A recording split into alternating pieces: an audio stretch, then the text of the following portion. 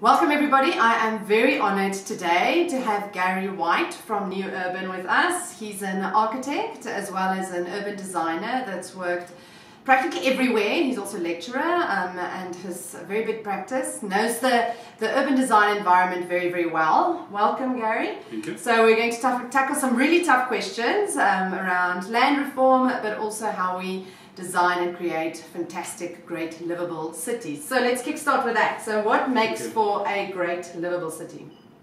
A livable city is one way which is classified as something that's democratic, where everybody that's involved in that city, be it from a social, from an economic, or just a livable city, where they all enjoy that city. So if you want to make something sustainable and livable, then you've got to have a look at what it is that you offer to the people of the city. So you would, there's sort of two things that I always sort of carry on about, and one would be your access, and the other one would be choice. So if you want a sustainable, livable city, you've got to provide those two things. Everybody in the city must have access to all opportunities, and they must have choices of what they can do. If you haven't got that, you haven't got a great, livable city. What would you say, Gary, makes for a sustainable city, and how does densification, what role does densification play in that?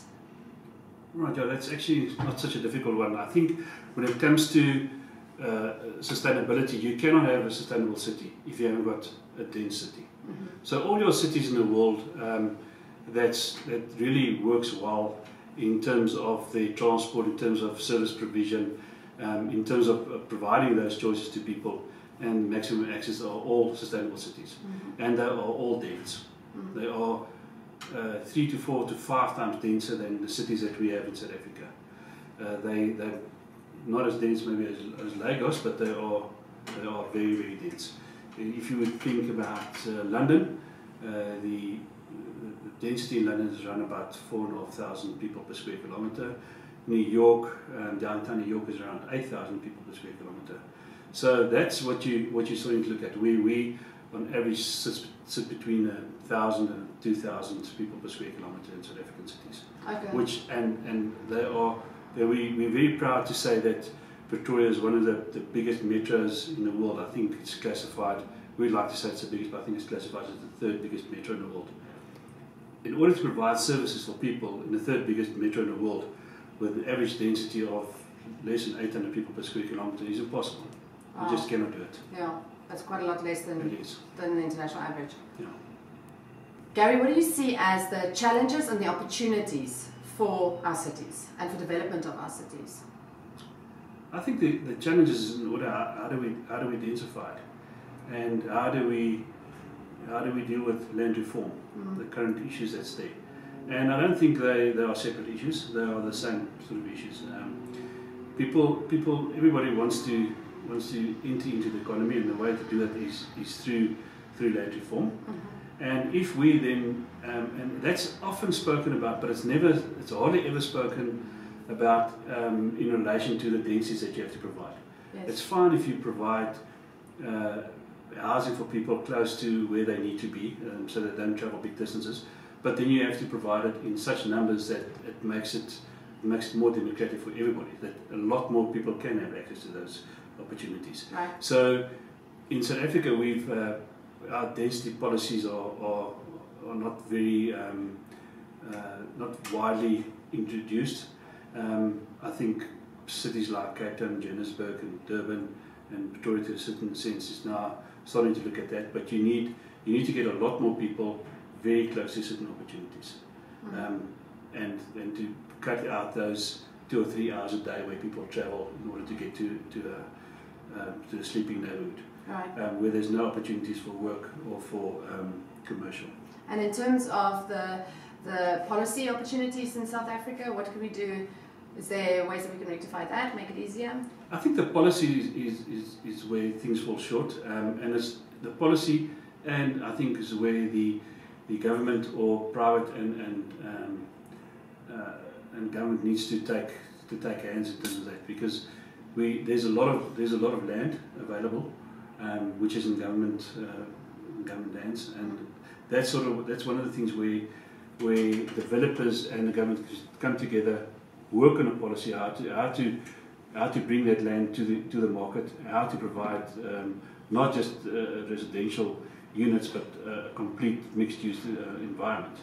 And as I've mentioned, in Pretoria, for instance, we're sitting with a lot of land within 1.5 to 2 kilometers from the CBD. Yes. And it's sort of similar in a lot of cities within South Africa, where we tend to explode and not densify. Densifying brings higher densities, obviously, but then you implode. So what happens? You have a certain area in a city which you allow for higher densities, and then you've got to make it, according to the policy, you've got to make it easy for people to participate. Yes. So you've got to make it easy for the developer to participate.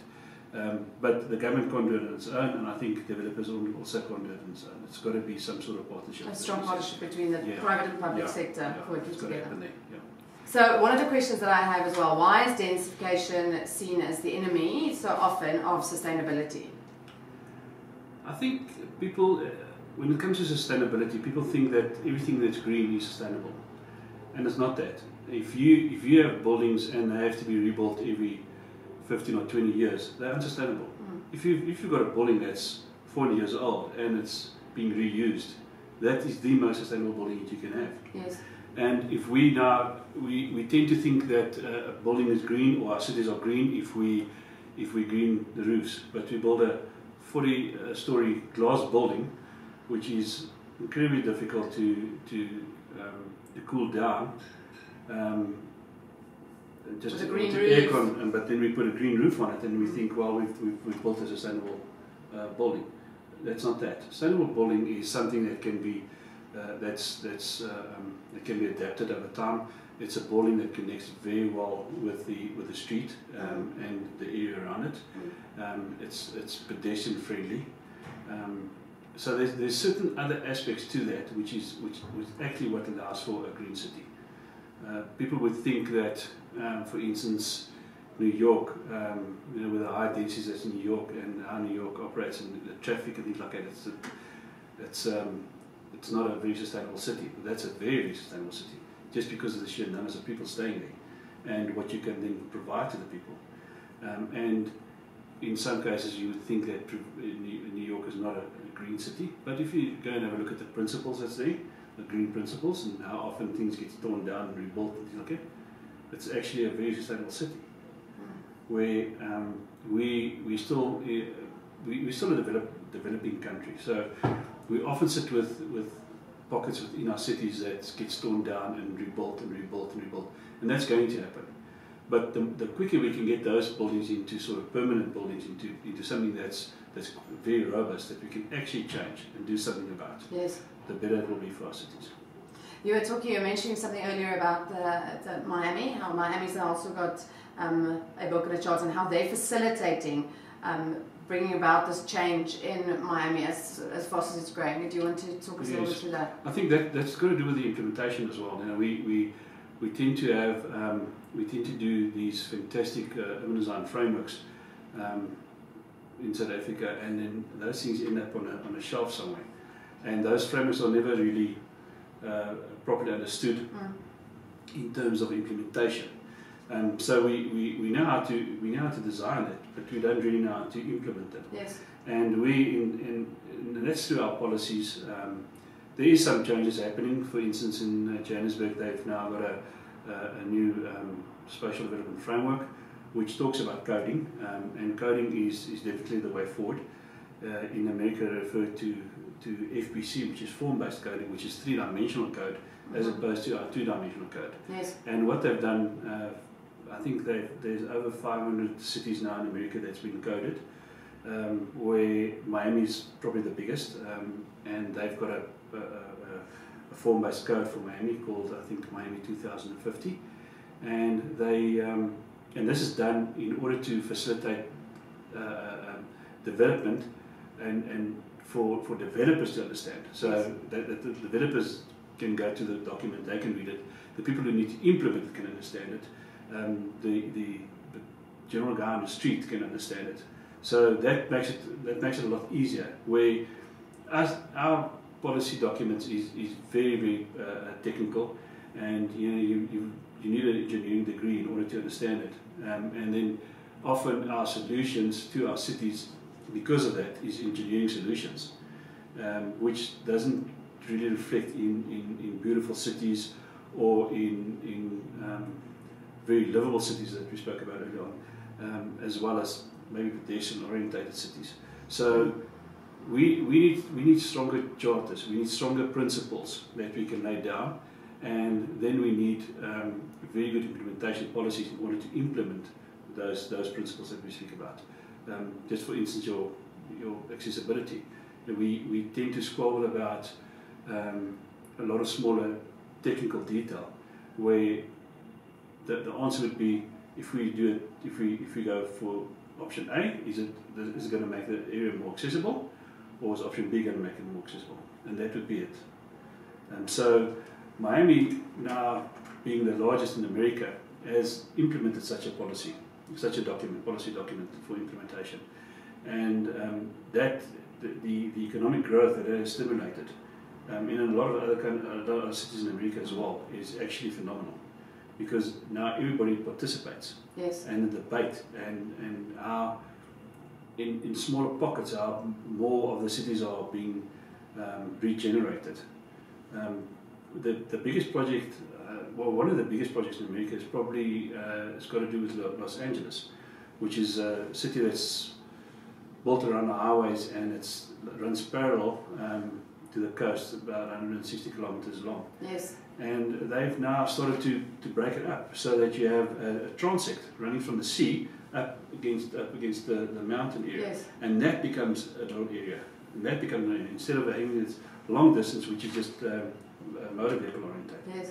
So they're doing a lot of things in America in order to try and change their cities. We've based our cities on the American model, car orientated models. But we haven't moved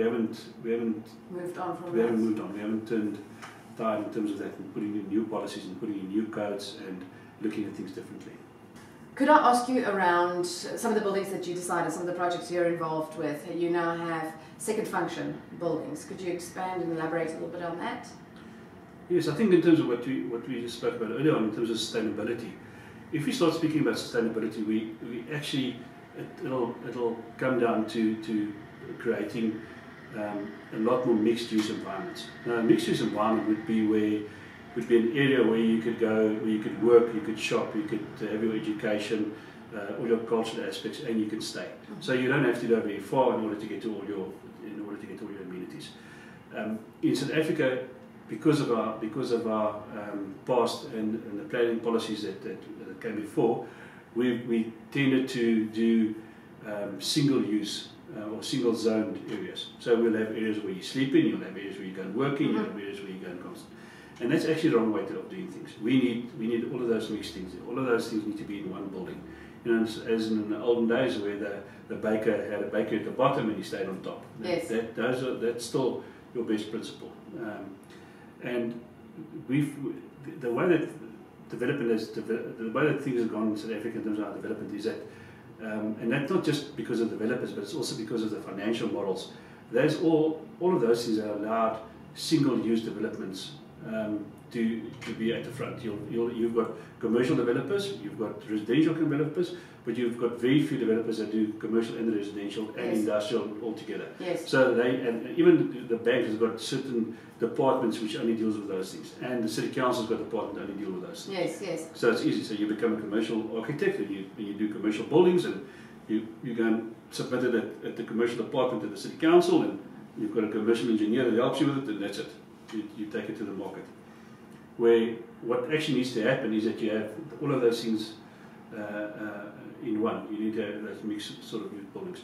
So what we've done in our practice, we've had a look at buildings, new buildings going out, that all of them's got to have more than one function. And it's easy to say, well, the mixed-use building function in the past used to be residential on top, and maybe you have 1 or 2 stories of offices, and you have a ground floor which is retail. Mm-hmm. Where I think we need to take it further in South Africa. There's other things that's pressing issues which we can incorporate into those buildings as well. And there we identified a few. The one is recycling. So each building's got to recycle its own stuff. You've got to have some sort of recycling. So the building's basement. waste must be recycled. All the waste, all those things need to be sort of absorbed within that building. Food production, which is a huge problem in South Africa.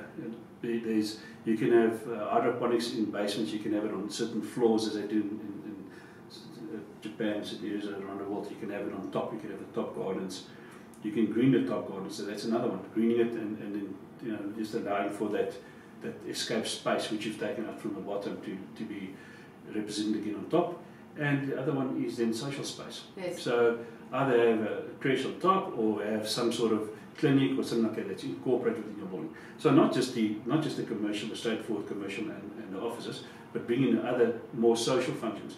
That would increase your job creation per building over a lot longer period of time. It also allows for your building to start operating over more hours a day. Yes. So what we want to do, in order to get a sustainable city as well, we need to get cities to work 24 hours a day. Yes. So that machine needs to 8 to 5 cities, and then it shuts down for the night. Shut down. And then people leave the city. So if you've got that, where all of a sudden the city's got another function after the educational function after 5, adult education, or it's got when everybody leaves to go and work in the mornings, and you've got your creches and all things. So if we can extend the life of buildings, we can extend the life of cities, and that makes it so much more sustainable. Thank you, Gary. It's been lovely to have you. Thank you so much for your time. I appreciate it so much.